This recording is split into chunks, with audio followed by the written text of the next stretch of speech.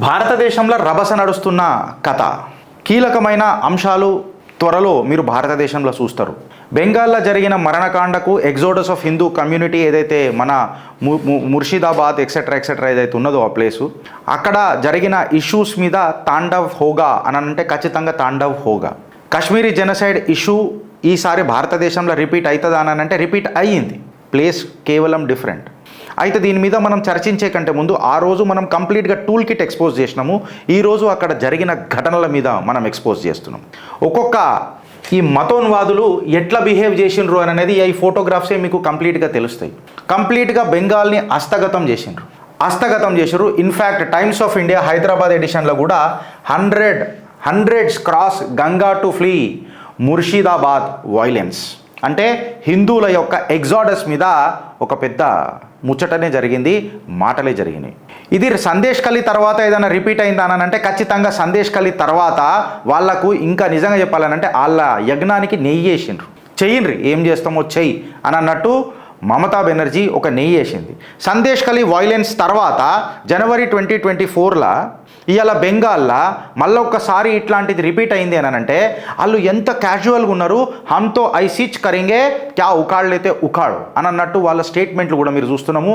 ఆ విషబీజం నాటిన మమతా బెనర్జీకి అలా పామే బుసగొట్టుడు మొదలెట్టింది అని అంటే ఖచ్చితంగా విష జంతువు కదా, విషం ఖచ్చితంగా దాని కొరలలో ఉంటుంది.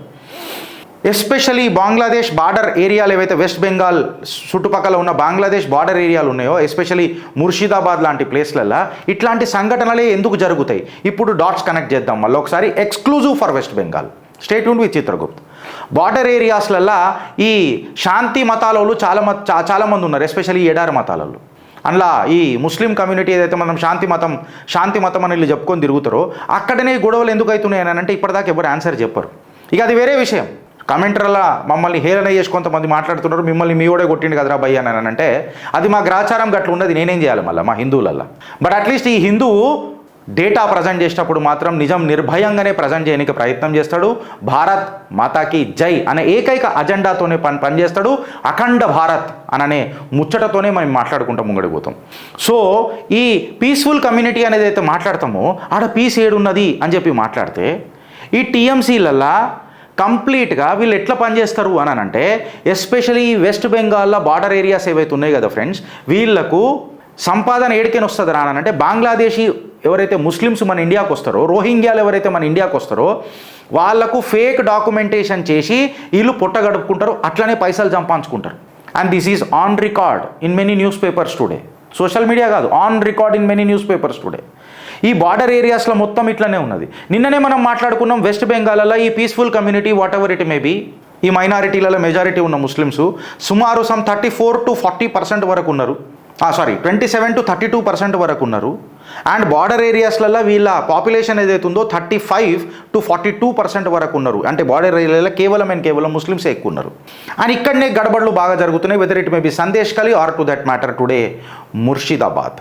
ఈ లెఫ్టిస్టులు, కమ్యూనిస్టులు, లిబరాండులు ఈ లొల్లంతా ఎట్లా చెప్తారనంటే ఇల్లీగల్ ఇమైగ్రెంట్లని కంట్రోల్ చేసుడు, వాళ్ళ ఆర్థిక వనరుల మీద దెబ్బ కొట్టుడు, అది మా స్టేట్ సబ్జెక్ట్ కాదు కదా, సెంట్రల్ సబ్జెక్ట్ కదా, మళ్ళీ సెంట్రల్ పీక్ కట్టలు కడుతున్నదా, ఏం చేస్తున్నారా అని చెప్పి పెద్ద క్వశ్చన్ మార్క్స్ రేజ్ చేస్తారు. మీరు కూడా సోషల్ మీడియాలో మీకు వచ్చింది ఏమున్నది చేసి కొట్టి పడదోపుతారు. మళ్ళీ బార్డర్ సెక్యూరిటీ ఫోర్సెస్ ఏం చేస్తున్నాయి అని చెప్పి మీరు ప్రశ్నిస్తే ఇవాళ మీ ప్రశ్నకు ఒక ప్రశ్న మీరే వేసుకోవాలి. ఏందనంటే మళ్ళీ వెస్ట్ బెంగాల్లో ఈ బార్డర్ ఏరియాలలో బార్డర్ సెక్యూరిటీ ఫోర్స్కి ఎందుకు మమతా బెనర్జీ అప్పచెప్తలేదు అని అంటే దానికి ఏమైనా ఆన్సర్ ఉందా అని అంటే, ఓ హిందూ నువ్వు నిద్ర లేస్తే కదా నీకు తెలియనికే, ఈ మెకానిజమ్స్ అన్ని బిల్డప్ చేయనికే బార్డర్ సెక్యూరిటీ ఫోర్స్ ఉండాలి కదా, ఈ ఇన్ఫిల్ట్రేషన్స్ని ఈ చొరబాటుదారులను ఆపాలని అంటే బార్డర్ సెక్యూరిటీ ఫోర్స్ ఉంటేనే కదా అవుతుంది. మమతా బెనర్జీ పోలీస్ ఏ వరకు పనిచేస్తుందో మనందరికీ తెలుసు. ఇవాళ వెస్ట్ బెంగాల్ గవర్నమెంట్ ఏడాదాకా దిగిపోయిందని అంటే ఒక దగ్గర ఆయిల్ రిజర్వ్స్ ఉన్నాయి అని చెప్పి చెప్తే దాన్ని 2 ఏళ్ల పాటు సాగదీసి ఓఎన్జీసీకి ఇచ్చిన ఘటన నువ్వు మర్చిపోయినవా ఓ హిందూ? నిద్రలకేం లే దునియా మొత్తం లేచింది, చాలామంది లేచిండ్రు. నీ హక్కుల కోసం నువ్వెప్పుడు లేస్తావు లే అని అడుగుతున్నా. నువ్వు ఫస్ట్ ఆఫ్ ఆల్ చొరబాటుదారులతో ఫేక్ డాక్యుమెంట్లు క్రియేట్ చేసి భారత పౌరసత్వం చేపించి తద్వారా పైసలు సంపాదించుకుంటున్నారు ఈ పీస్ఫుల్ కమ్యూనిటీలో ఉన్న కొంతమంది. సందేశ్ ఖలీలో కూడా గదే కథ చూసినాం మనం జనవరిలో. ఇప్పుడు మనం చూస్తున్నది కూడా గదే. ఇప్పుడు ఈ చొరబాటుదారులను ఎవడు కాపాడాలరా అంటే బీఎస్ఎఫ్ ఎవడు సబ్జెక్ట్ రా అంటే సెంట్రల్ సబ్జెక్ట్. మళ్ళీ సెంట్రల్ ఫోర్సెస్ నీళ్ళు రాణిస్తున్నారా అంటే వెనుకటికి సిబిఐ వచ్చినప్పుడు కూడా సందేశ్ ఖలీలా వీళ్ళు ఎట్లా చేసిర్రో మీకు అందరికీ తెలుసు. సిబిఐ పైననే దాడి చేసిండ్రు. అండ్ ఆయిల్ రిజర్వ్స్ ఉన్నాయిరా భయ్, ఆడ పోయి మనం జర చూస్తే మనకు ఖనిజ సంపద అంటే 2 సంవత్సరాల పాటు ఓఎన్జీసీకి కూడా మనము డ్రాగ్ చేసి ఇచ్చినాం. డేటా ఆధారాలు, కంప్లీట్ ఆధారాలు గూగుల్ చేసి చూసుకోర్రి. అప్పుడప్పుడు మీరు కూడా చేయాలి కదా. పొద్దుగా లేస్తే మేము చెప్పుడు కాదు బ్రదర్, మీరు కూడా కొంచెం చేయాలి. దేశం మనందరిది కదా. చూడుర్రి, చిత్రగుప్తే మనం మాట్లాడితే ఉత్కారేయండి. ఆడ షేక్ షాజహాన్ గాడు మొత్తము మరణకాండ చేస్తే మన మహిళల పట్ల ఒక్కోడికి సీమ్నెత్తురు లేదు మన దాంట్లో. అది ఈడ మాత్రం లేచి ఉరుకొస్తారు చాలామంది. మళ్ళీ దీని మీదకి అక్కడికైనా కూడా ఖండించిండు, అక్కడ విషయాలను ఇక్కడికైనారంటే ఎవడు ఖండించలే ఇక్కడ ఉన్నాడు కూడా. కాకపోతే ఇక్కడ మాత్రం మహిళల పట్ల చాలా ప్రేమ వచ్చేస్తుంది. మళ్ళీ సందేశ్ ఖలీలు ఉన్నోళ్ళు మహిళలు గారా? పార్టీ మీటింగ్ అని చెప్పి మహిళలను తీసుకొని పోయి వాళ్ళతో ఏమేం చేసిండ్రో సందేశ్ ఖలీలో మనం అందరం చూడలేదా?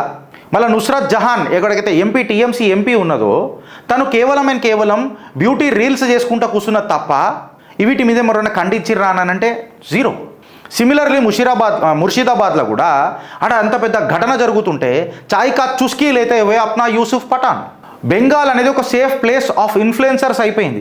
కేవలం అలా రాజకీయ భవిష్యత్తు కోసం బెంగాల్కి వచ్చి ఒక ఇన్ఫ్లుయెన్సర్లు, సెలబ్రిటీలు, క్రికెట్ స్టార్లు, స్పోర్ట్స్ పర్సన్స్ల లెక్క ఎంటర్ అయ్యి వాళ్ళ ప్లేస్ ఒక దగ్గర ఉంటుంది, వాళ్ళ టికెట్ ఒక దగ్గర ఉంటుంది. బికాస్ గంపగుత్తగా ఓట్లు పడతాయి అని తెలిసినాక ఏమన్నా కానీ మా వాళ్ళని మేము కాపాడుకుంటామన్న తత్వంలో వాళ్ళు ఉంటారు.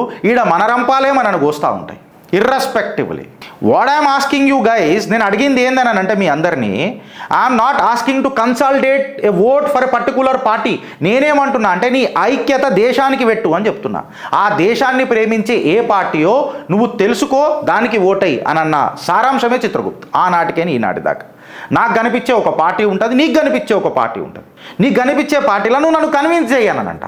సో ఇవాళ యూసుఫ్ పఠాన్ చాయ్ కా చుస్కీ తీసుకుంటా ఏడదాకా కూర్చున్నాడు అని అంటే మీరు అర్థం చేసుకోండి. ఇక బెంగాల్ ప్రజల గురించి మాట్లాడితే ఫ్రెండ్స్, మనము ప్యూర్గా ఓట్ క్యాచర్స్ని పెడతారు. ఓట్ క్యాచర్స్ని పెట్టి glamorous belonging to the film industry, TV serial actors, sports persons, social మీడియాలో గుడ్ ఇన్ఫ్లుయెన్సర్స్, గ్లామర్ ఉన్న స్టార్లు. ఇక వెల్ఫేర్ ఆఫ్ ది పీపుల్ మాట్లాడతావా? కేవలం లోకీర్ భండార్ అనే ఒక 1000 రూపాయలకు అక్కడ ఉన్న మన హిందూ మహిళలు కూడా 1000 రూపాయల ఒక స్కీమ్ కోసము మమతా బెనర్జీని గెలిపించుకున్న తర్వాత ఈరోజు ఈ ఘటన జరిగితే ప్రశ్నిస్తే ఎవడికి సమాధానం చెప్పాలా అని నేను అడుగుతున్నా. మీరు నాకు కమెంట్ రూపంలో చెప్పుండ్రు. ఇవాళ ఢిల్లీలో మన ప్రభుత్వం వచ్చిన తర్వాత మీరు చూస్తే ఇవాళ ఢిల్లీలో మహిళలు కూడా బయటకు వచ్చి వక్ఫ్ బిల్ మీద మద్దతు తెలుపుతున్నారు. మోడీ తీసుకున్న నిర్ణయం కరెక్ట్.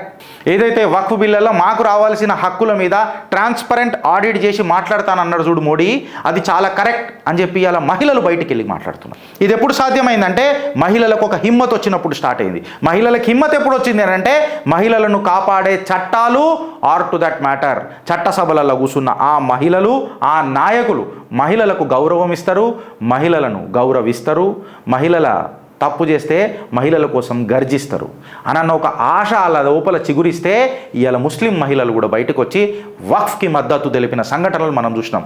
ఇదే సందేశ్ ఖలీలను చూస్తే వాళ్ళే శక్తులై జగదాంబలై మా ఆస్థాను మేము కాపాడుకుంటాం, మా ఆత్మగౌరవాన్ని మేము కాపాడుకుంటాం అని చెప్పి చీపురులు పట్టుకొని నిలబడ్డారు. ఆ దుష్ట శక్తుల ముంగట చీపురు లాగుతాయనంటే ఆగుడు కాదు, వాళ్ళ యొక్క విశ్వ ప్రయత్నం. అండ్ టుడే చాలామంది మాట్లాడతారు ఏంటని అంటే we need to invoke article 356 in Bengal or to that matter president's rule in Bengal. President rule is not a solution brother. 6 months తర్వాత మళ్ళీ ఎలక్షన్ జరుగుతుంది. ఎలక్షన్ జరిగిన తర్వాత ఆమె డైరెక్ట్ చెప్పింది కేలే హోబే అని చెప్పింది మమతా బెనర్జీ. దాని తర్వాత బెంగాల్లో జరిగిన పొలిటికల్ కిల్లింగ్స్ మీద చిత్రగుప్త్ ఎక్స్క్లూజివ్ ఘటన కూడా చేసింది, ఎక్స్క్లూజివ్ ఎపిసోడ్ కూడా చేసింది. ఘటన అనలే కానీ episode is right word. Episode కూడా చేసినాం మనం అక్కడ. ఇది పరిస్థితిని అనుకూలంగా పెట్టుకొని పోతావా, లేకపోతే పరిస్థితికి నువ్వు అనుకూలంగా మారతావా, లేకపోతే ఆలోచిస్తావా, లేకుంటే జిందగీ మొత్తం అనుభవిస్తూనే ఉంటావా? భారత్ మాతాకి జై.